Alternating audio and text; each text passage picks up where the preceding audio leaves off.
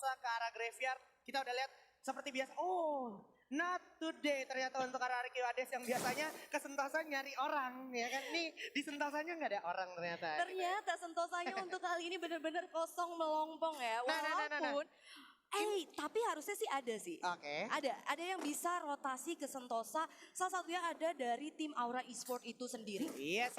Dan yang menariknya lagi adalah di sini Red Bull Rebellion yang menge-split posisinya. Factory 2 orang dan juga Mars Electric 2 orang. Yang mana biasanya Red Bull itu turun di daerah shipyard.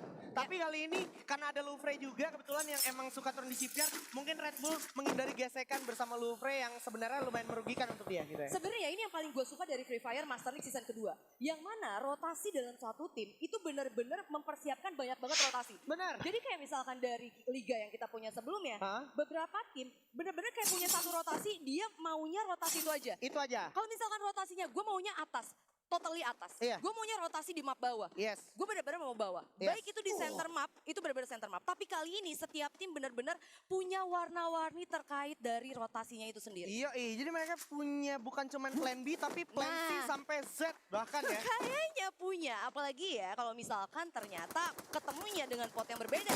Rahmat sepertinya sudah merasakan panasnya peluru dari arah bawah. Beng di sana melihat adanya kehadiran sosok Rahmat di mana langsung coba ditembakin aja. Rahmat sepertinya akan menjadi distraksi dulu dari teman-teman DG Eternal, tapi Rahmat sedikit lagi harus terpanis karena memang posisinya terlalu jauh dan terlalu offside sehingga teman-temannya pun tidak mungkin untuk menolong seorang Rahmat. Ya, yang mana dari Aerowall sendiri udah mempunyai keuntungan lebih karena dia benar-benar udah ngamanin mill seutuhnya.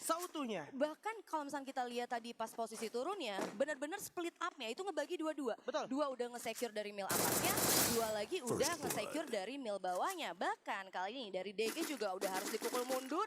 Dari Riverside gua rasa mereka bakal langsung benar-benar cabut sih. Iya, masalahnya gini, kalau kita bicara tadi mill sebenarnya resource-nya lumayan buat 2 squad. Tapi kalau misalkan kepukul mundur dari DG Eternalnya pilihannya nggak banyak. Either lu ke Riverside atau lu ke Plantation yang mana chance di sana tuh udah pasti ketemu tim lain kayak model Louvre. Tadi Louvre gerak ke arah shipyard dan potensinya menurut gue masih sangat besar untuk mereka bersinggungan.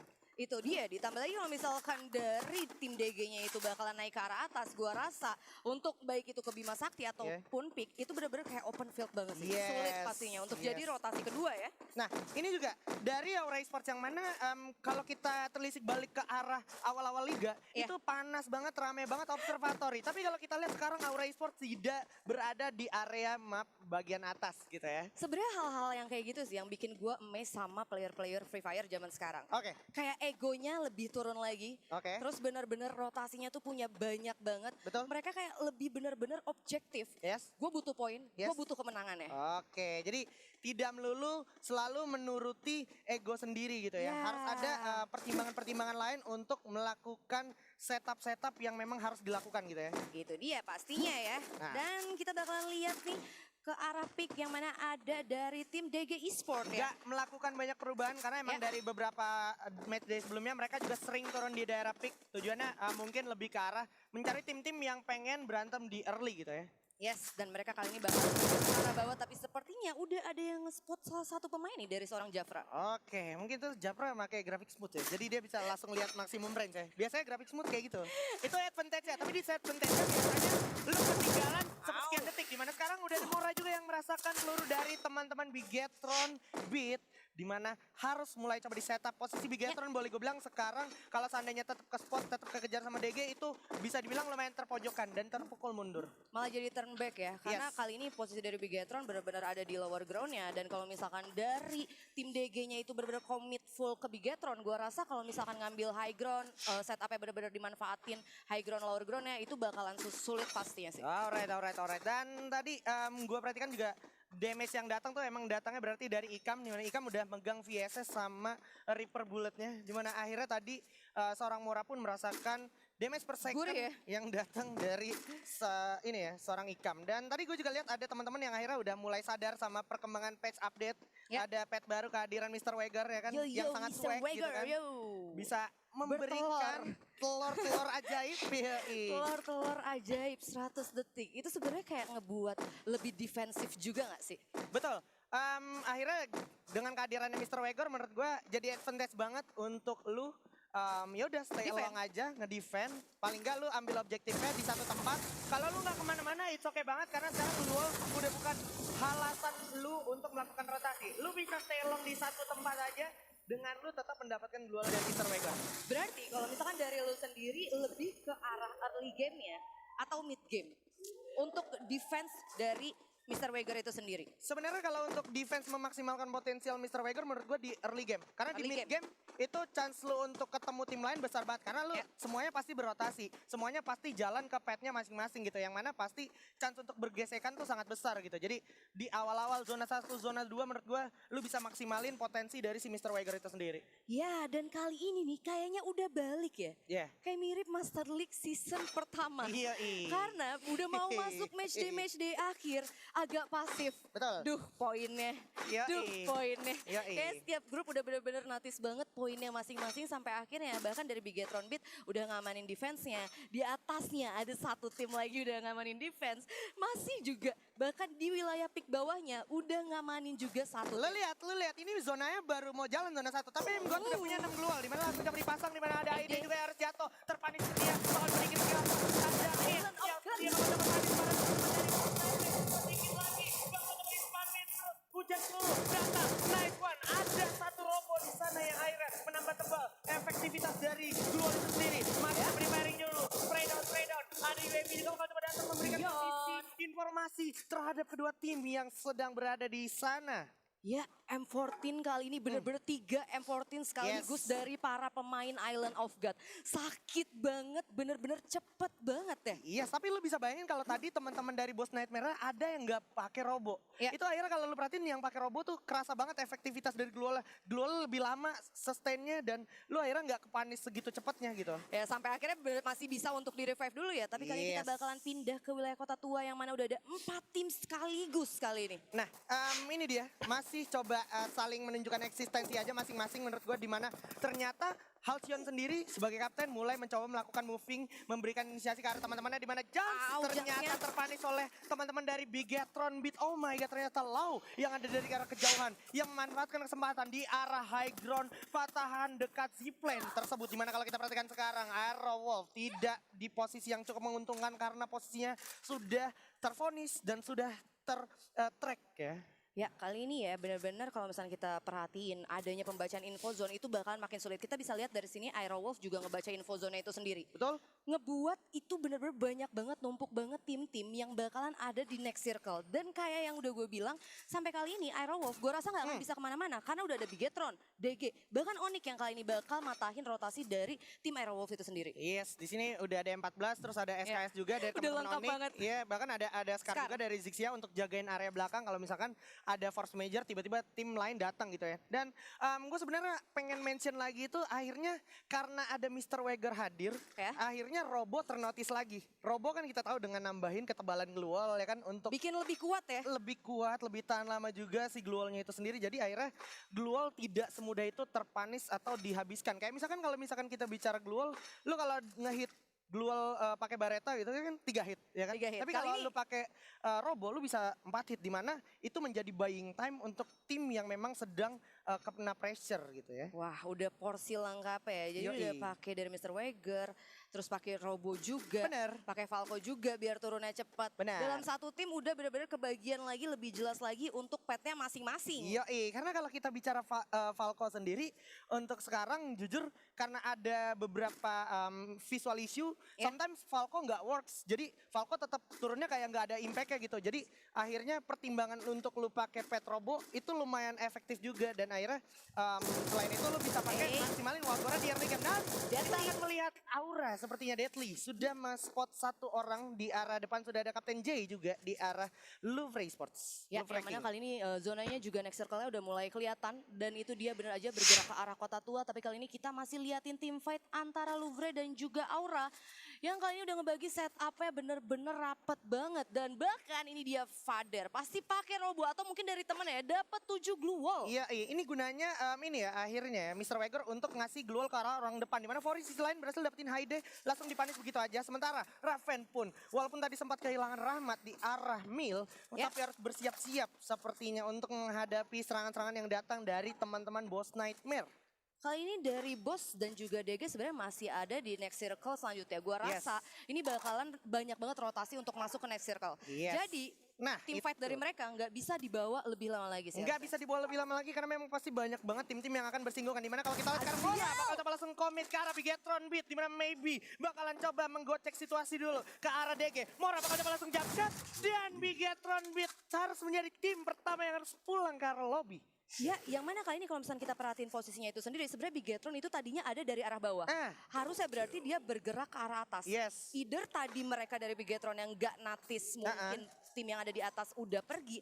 Gua rasa sih kayak lebih tepatnya dari Bigetronnya ke surprise sih. Ke surprise. Ya. Ke surprise ya, karena emang posisinya dari DG sendiri lumayan nggak begitu terlihat gitu ya. Oke.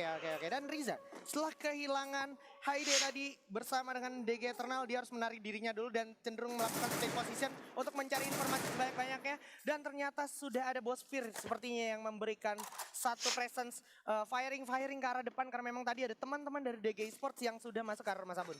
Sebenarnya gue suka banget sih posisi setup defensif yang dimiliki sama tim Boss Nightmare. Walaupun kali ini bisa bahaya banget kalau sampai benar-benar harus keculik ya.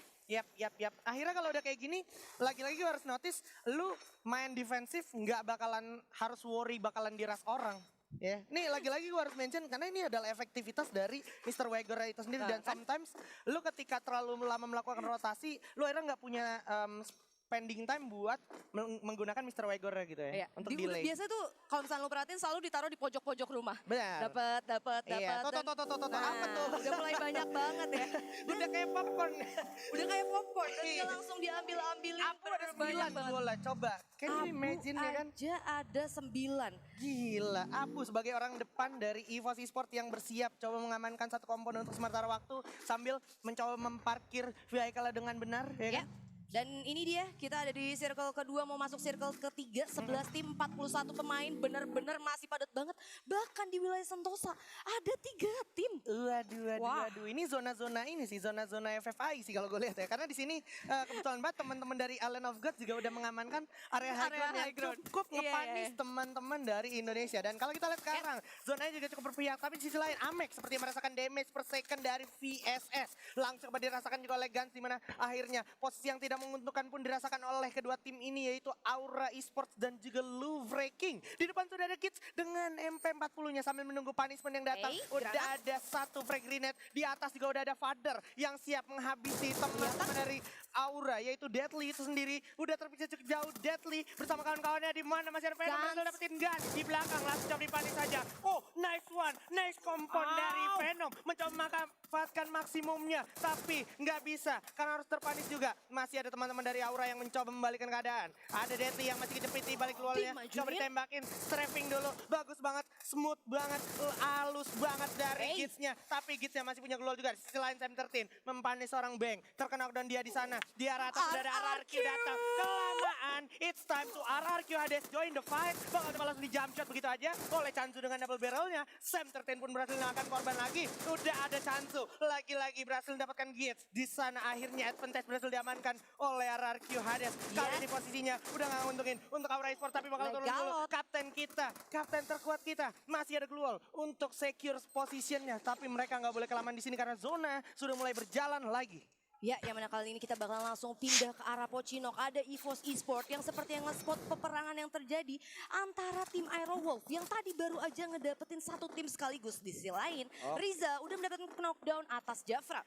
Oke, Riza dengan SPD-nya berhasil mempanis satu orang, di mana Sam 13 pun akhirnya memanfaatkan kesempatan untuk mendapatkan poin keuntungan sebanyak-banyaknya. Sam 13 bersama kawan-kawan dari EVOS Esports sudah melihat kesempatan adanya. Para player yang knockdown di arah depan. Riza pun berhasil dapetin Mora, langsung dihabisin begitu aja. Azriel dan juga M-God berada di waktu yang bersamaan dan cukup berdekatan, saling bersinggungan. EVOS yang coba masuk. datang, EVOS Esports coba join the fight, di mana Aero Pro Team Sports posisi 11. Bakal coba dimajuin. Ada pemain dari bot, ada DG juga. Low breaking tapi harus tumbang dulu. Ada Jafra dengan pelontarnya.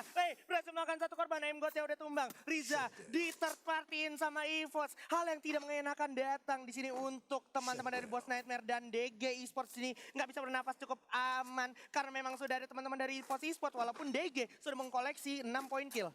Ya, mana kita lihat juga ada Amek yang udah harus tereliminasi. Banyak banget. Aura Esport puas di peringkat ke-7. Yes. DG kali ini bakal langsung berhadapan bersama para player dari EVOS yang masih 4 orang.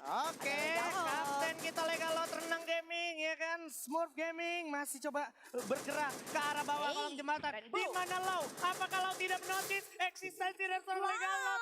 What are you doing? Lau tidak melihat area air yang sedang ada. Kapten terkuat kita dengan M249 Lau.